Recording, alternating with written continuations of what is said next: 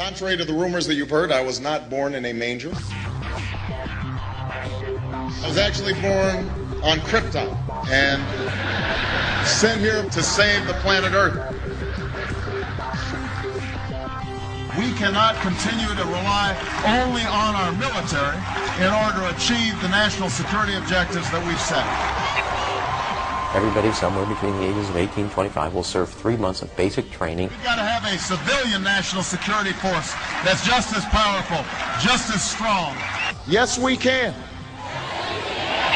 Obama's health care plan will include coverage of all essential medical services. Yes, we can. Obama is a cruel hoax. He works for Wall Street. He's an agent of finance capital. Where did you come up with the number $700 billion?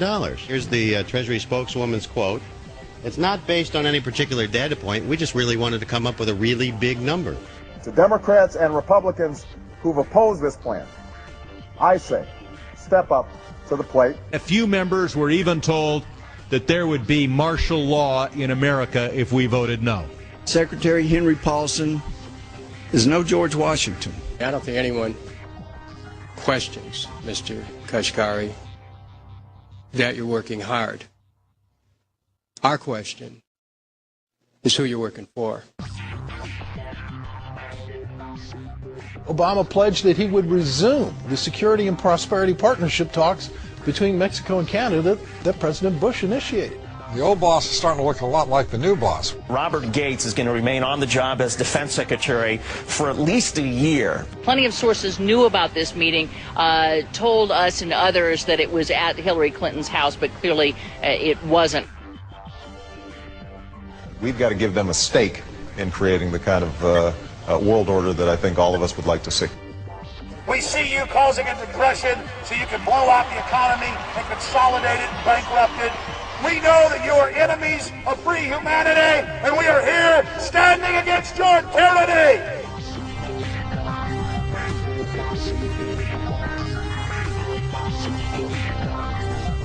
The Obama deception.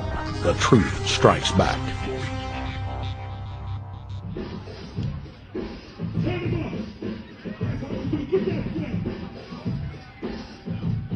Barack is like the manager of Burger King.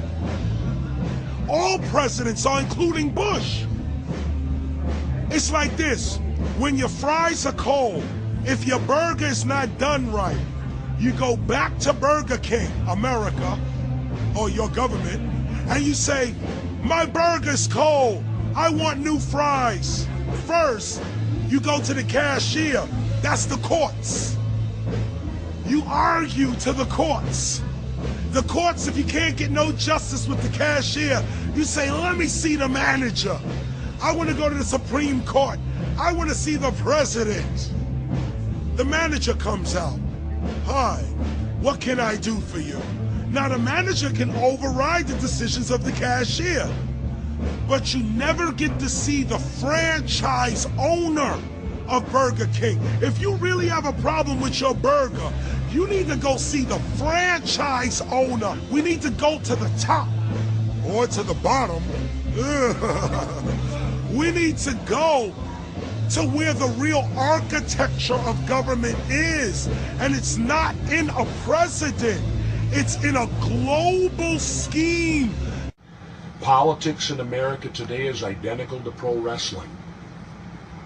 And what I mean by that is, in front of the cameras and the public, we all hate each other.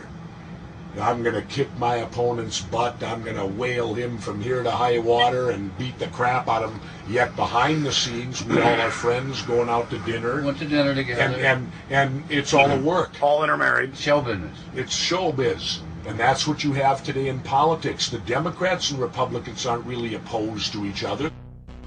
Left and right mean nothing. The only thing that counts is, are you working for Wall Street or you're trying to defend the people against the financiers?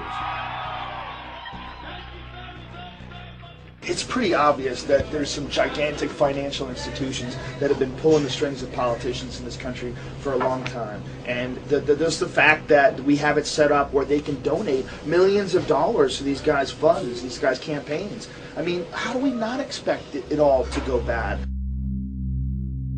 America in 2009 was desperate for change. The past 8 years had been a disaster. Those weapons of mass destruction got to be somewhere. Maybe under here.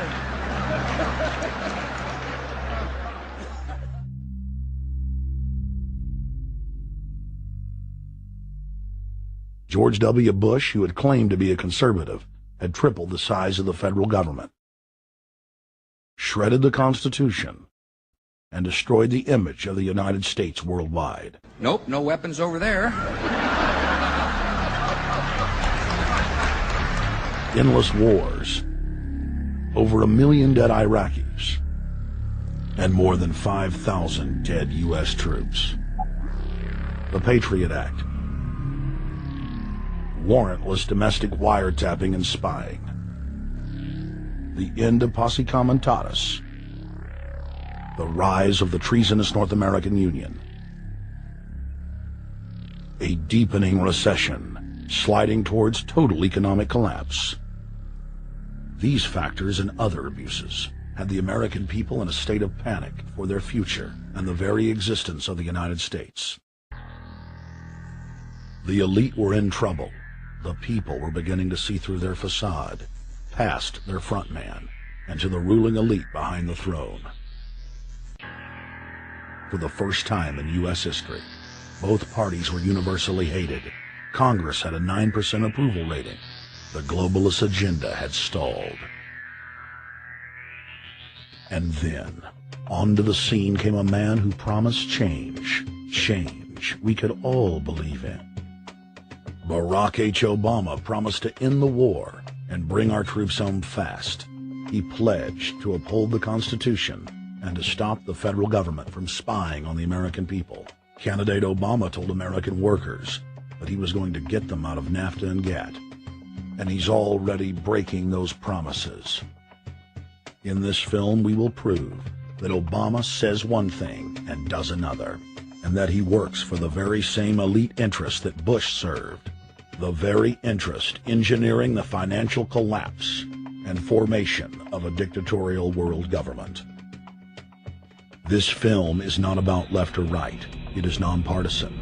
Our past documentary films are among some of the most damning indictments of George W. Bush and his administration that have ever been made.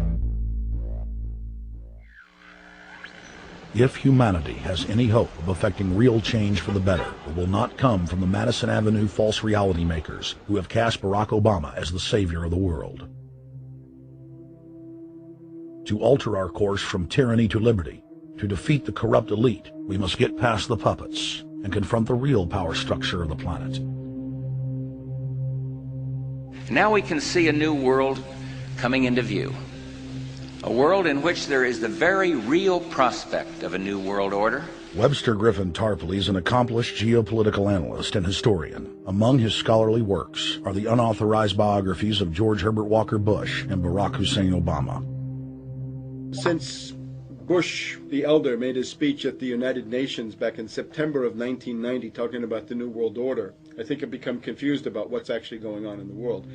The New World Order is a more palatable name for the Anglo-American world empire. It's the planetary domination of London, New York, Washington over the rest of the world. It's hard to get people to join that or think they have a part in it if you call it the Anglo-American world empire. If you call it the New World Order, then people in India or someplace like that or the European Union might think, well, there's something in that for us too.